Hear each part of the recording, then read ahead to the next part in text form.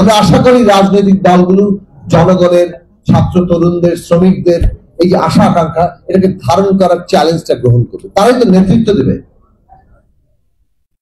নতুন দল হতে পারে, নতুন দল হলে তারাও রাজনৈতিক দল, বয়সের পার্থক্য কিছু এসে যায় না, বয়সবাদী জিনিস দিয়ে কিছু হবে না।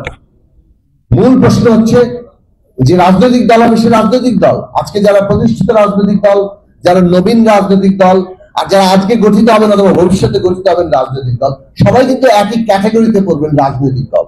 কারো দল অনেক বেশি বয়স, কারো দলের কম বয়স।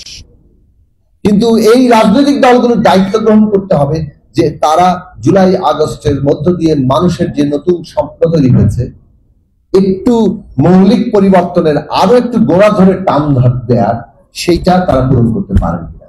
আমাদের একমত হওয়া দরকার। ৭২ সালের সংবিধান তার ক্ষমতা কাঠামো স্বৈরাচারী, ওটা ফ্যাসিস্টের জন্ম দেয়, ওর বদল ঘটাতে হবে।